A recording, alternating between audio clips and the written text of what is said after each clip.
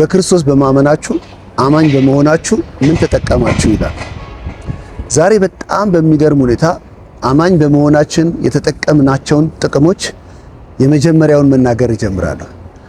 አማኝ በመሆናችን ምክንያት ከእግዚአብሔር የተጠቀምናቸው እጅግ በጣም ብዙ ጥቅሞች አሉ። የመጀመሪያው ጥቅም ከባዕድነት ወደ ልጅነት ተሸጋግረናል።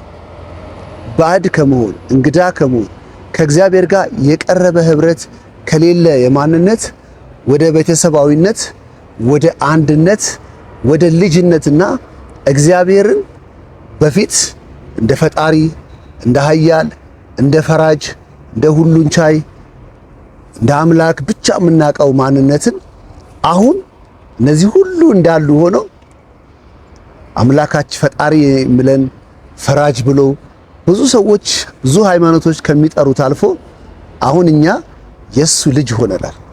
እሱ አባታችን ሆኗል። ከተጠቀምናቸው ትልቅ ጥቅሞች አንዱ እግዚአብሔር አባታችን ሆኗል። ይሄ የእግዚአብሔር አባትነት የኛ የአማኞች ደግሞ ልጅነት በፍጹም በገንዘብ የሚገኝ አይደለም። በሰው ጥረት የሚገኝ አይደለም።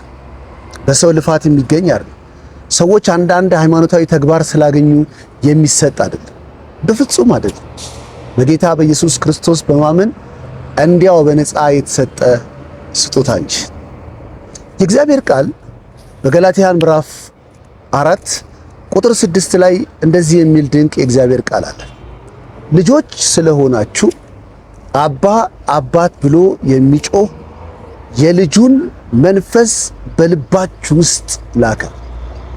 ልጆች ስለሆናችሁ፣ ልጆች የሆናችሁበት ትልቁ ምክንያት አባ አባ ብሎ የሚጮህ የራሱ የልጁ መንፈስ በልባችሁ ውስጥ ላከ ይላል። በልባችን ውስጥ የራሱ የልጁ የጌታ ኢየሱስ ክርስቶስ መንፈስ በልባችን ውስጥ ሆኗል።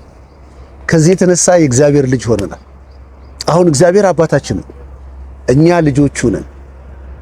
አማኝ በመሆናችን ያገኘነው ትልቅ የከበረ ነገር ቢኖር እግዚአብሔር አምላካችን፣ እግዚአብሔር ፈጣሪ ባዶ ሆኖ ሩቅ ሆኖ በሃይማኖታዊ ስርዓት ሃይማኖታዊ ደንቦችንና ስርዓቶች በማድረግ እናቀው የነበረው ሩቅ የሆነው ለኛ ባዕድ የሆነው አምላክ አሁን ቤተሰብ ሆነናል።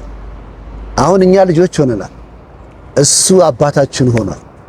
ይህን ደግሞ አማኝ በመሆናችን በጌታ በኢየሱስ ክርስቶስ በማመናችን ያገኘነው ትልቅ ጥቅም ነው። ዓለም ዛሬ ብዙ ነገር ልትሰጣችሁ ትችላላችሁ። ዛሬ ድምፄን እየሰማችሁ ያላችሁ ዓለም ዛሬ ፕሮፌሰር ልትላችሁ ትችላለች፣ ዶክተር ልትላችሁ ትችላለች፣ ትላልቅ ማዕረጎችን ልትሰጣችሁ ትችላለች። በአካባቢያችሁ ላይ ባለጠጋ ልትባሉ ትችላለች። በጣም ብዙ ክብር ልታገኙ ትችላላችሁ። የልጅነት ክብር ግን በጌታ በኢየሱስ ክርስቶስ በማመን እንዲያው በነፃ የሚሰጥ የጸጋ ስጦታ ነው። ስለዚህ ዛሬ ድምፄን እየሰማችሁ ያላችሁ ከእግዚአብሔር ጋር በአባትና በልጅነት ቁርኝት ውስጥ የሌላችሁ ሰዎች ይህን የምስራች ዛሬ ልመሰክርላችሁ እወዳለሁ። አማኝ በመሆናችን ያገኘነው ድንቅ ምስጢር፣ ድንቅ የተለየ የከበረ ነገር ምን እንደሆነ ለማወቅ ብትፈልጉ አማኝ በመሆናችን እግዚአብሔር አባታችን ሆኗል።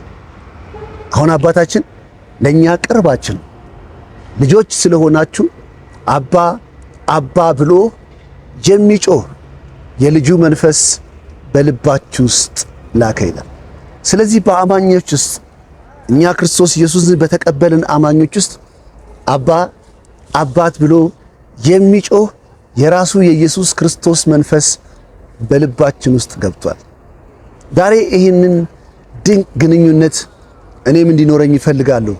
እግዚአብሔርን በፈጣሪ በፈራጅና በኃያልነት ብቻ ሳይሆን እግዚአብሔርን በአባትና በልጅነት ክብር ውስጥ እኔም ልተዋወቀው ፈልጋለሁ የምትሉ ሰዎች የእግዚአብሔር ቃል ዮሐንስ 1:12 ላይ እንደዚህ ይላል፣ ለተቀበሉት በስሙ ለሚያምኑት ለነርሱ የእግዚአብሔር ልጆች የሆኑ ዘንድ ስልጣን ሰጣቸው ይላል። ስለዚህ ትልቁ ምስጢር አንድ ነገር ነው። ኢየሱስ ክርስቶስን እንደ ግል አዳኝ አድርጋችሁ መቀበል። ስሙን የሚጠራ ይድናል ይላል። ዛሬ ባላችሁበት ስፍራ ስሙን ጠሩና ዳኑ። ኢየሱስ ክርስቶስ ትላንትናም ዛሬም እስከ ለዘላለሙ ያው ነው። ጌታ ይወዳችኋል። ኃያል ፈጣሪ ፍራጅ ከምትሉት አልፎ አባታችሁ እናንተ ልጅ እንድትሆኑ ይፈልጋል። ለዚህ ነው ጌታ ኢየሱስ ክርስቶስን ስለኛ ሲል መስዋዕት ያደረገው። በጣም ወዳችኋለሁ። ይሄ ክብር ሳይገናኛችሁ ከዚህ ምድር እንዳታልፉ በጌታ በኢየሱስ ስም ጸልያለሁ። እግዚአብሔር ከልጆቹ ጋር ነው ለዘላለም መኖር የሚፈልገው። እግዚአብሔር ከልጆቹ ጋር ከሱ ወገን ጋር በራሱ ከፈጠራቸው ሰዎች ጋር ቅድም ያነበብኩላችሁ የእግዚአብሔር ቃል ለተቀበሉት በስሙ ለሚያምኑት ለእነርሱ የእግዚአብሔር ልጆች የሆኑ ዘንድ ሥልጣን ሰጣቸዋልና እነሱም ከእግዚአብሔር ተወለዱ ይላል። ምንጭ አርጎ የልጅነት ክብር የመጣበትን ምስጢር ሲናገር ከራሱ ከእግዚአብሔር ተወለዱ ይላል። እንግሊዘኛው ላይ ኦፍ ጋድ ይላል። ምንጭ አርጎ የሚናገረው ራሱ እግዚአብሔር ነው። እግዚአብሔር ከሱ የሆኑ ልጆችን ለዘላለም አብሯቸው ሊኖር ይፈልጋል። ስለዚህ አማኝ በመሆናችን የተጠቀምነው ድንቅ ጥቅም ቢኖር እግዚአብሔር ከእግዚአብሔር ጋር ባዕድ ሆነን ሩቅ ሆነን ሳይሆን በአባትና በልጅ ክብር ውስጥ አለን። አባ አባ ብለን የምንጮህበት የልጁ መንፈስ በልባችን ውስጥ ተልኳል። በጣም እንወዳቸዋለን። እናንተም የዚህ ክብር ባለቤትና ተጠቃሚዎች እንድትሆኑ ዛሬ ጥሬን አቀርባለሁ። ተባረኩ።